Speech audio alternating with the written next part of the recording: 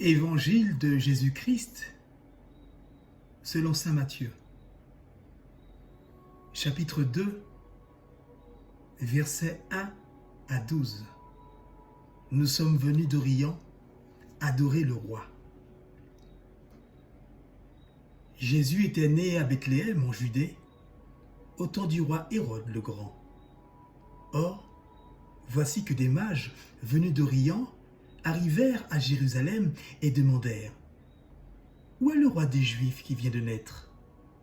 Nous avons vu son étoile à l'Orient et nous sommes venus nous prosterner devant lui. » En apprenant cela, le roi Hérode fut bouleversé et tout Jérusalem avec lui.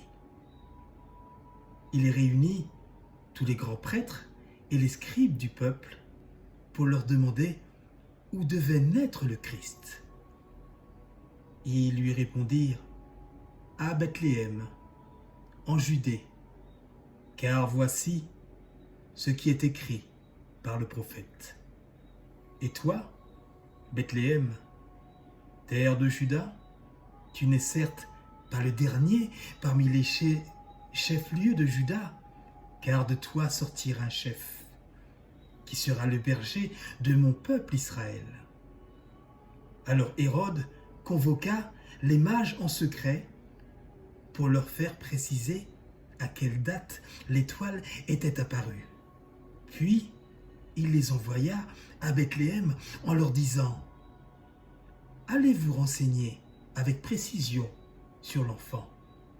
Et quand vous l'aurez trouvé, venez me l'annoncer pour que j'aille moi aussi me prosterner devant lui. » Après avoir entendu le roi, ils partirent.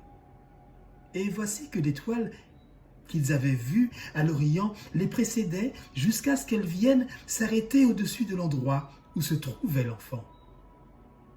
Quand ils virent l'étoile, ils se réjouirent d'une très grande joie. Ils entrèrent dans la maison. Ils virent l'enfant avec Marie sa mère, et tombant à ses pieds, ils se prosternèrent devant lui. Ils ouvrirent leur coffret et lui ouvrirent leurs présents, de l'or, de l'encens et de la myrrhe.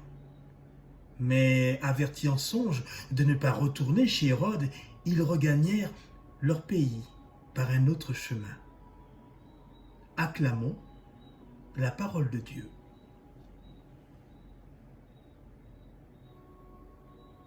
Bonjour mes chers amis. Les textes qui nous sont proposés ce dimanche pour nourrir notre foi nous posent la question suivante.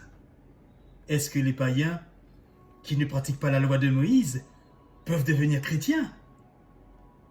L'évangile de ce dimanche permet de répondre en effet à cette question. On voit venir auprès de l'enfant Jésus qui ?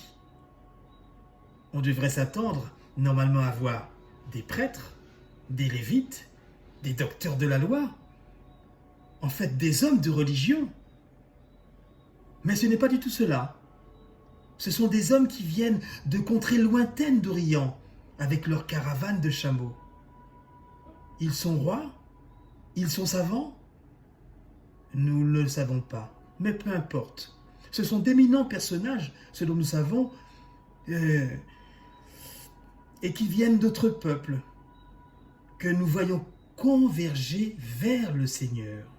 Ce sont des païens, en somme, des étrangers qui se risquent à chercher Dieu jusqu'à Bethléem, et non pas par ceux qui savent tout des Écritures. Eux, les soi-disant sachants, ils sont restés à Bethléem. Ils n'ont même pas pris la peine de se déplacer. Alors peut-être en savait-il trop ? Mes chers frères et sœurs en Christ, il ne suffit pas de savoir, mais il faut marcher comme les mages. Il faut prendre le chemin pour chercher le Seigneur. Le message de l'Évangile est clair et donne la réponse à notre question posée. Oui, il faut accueillir les païens dans les communautés chrétiennes, car ce sont eux qui ont le mieux compris le message de Jésus-Christ. Ce sont eux qui ont le mieux accueilli la visite de Dieu. Bien-aimés du Seigneur, penchons-nous sur la signification des offrandes. Ils offrent de l'or. En fait, ils reconnaissent en cet enfant le roi. En offrant de l'encens, ils reconnaissent en cet enfant Dieu.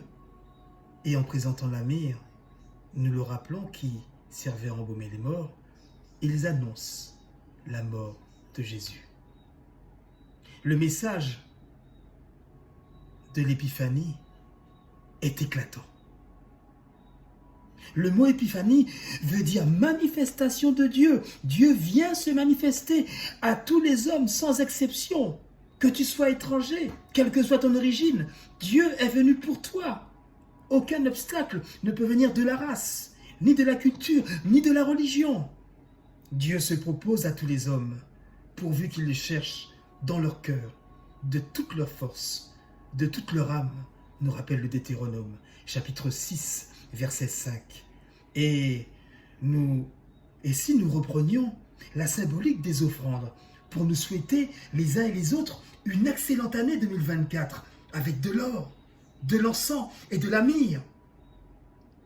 L'or va évoquer dans un premier temps notre vie matérielle, nécessaire certes, mais pas suffisant pour passer une bonne année. Nous pouvons nous souhaiter une vie matérielle équilibrée, stable, un emploi sûr, un salaire régulier. Nous pouvons même demander aussi que les biens matériels soient mieux distribués, mieux partagés. Pour ceux qui en manquent terriblement, qui manquent du nécessaire autour d'eux, en France et même dans le monde. Deuxièmement, l'encens. L'encens évoque la prière, autrement dit la vie spirituelle. L'intériorité, le silence, la prière. Nous pouvons nous souhaiter d'avoir une vraie vie de prière. Que le cœur de nos communautés soit un repère pour tous ceux qui cherchent leur chemin. La myrrhe, enfin, sert à embaumer les morts. Et nous savons que la mort fait partie de la vie. Nous pouvons demander à tous ceux qui connaîtront la douloureuse épreuve de la souffrance et de la mort de ne pas rester seuls, de ne pas être seuls quand ils traverseront ce désert. Et que l'épreuve terrible de la mort d'un proche nous donne une espérance plus forte que la mort. Que notre prière et notre courage en 2024 fassent reculer les forces de la mort, la violence, la haine, l'indifférence autour de nous et dans le monde. Et pour conclure, demandons, comme les mages, à repartir en 2024 par un tout autre chemin. Pour tous ceux qui ont fait cette rencontre avec le Christ, que nous ayons la force de nous arracher, bien souvent d'un passé difficile, d'un présent douloureux ou marginal, comme nous le rappelle le Père Lataste. Cette nouvelle année, nous vous souhaitons à tous et à toutes, au-delà d'ajouter bien sûr une année supplémentaire à notre vie, mais surtout d'ajouter de la vie à notre année.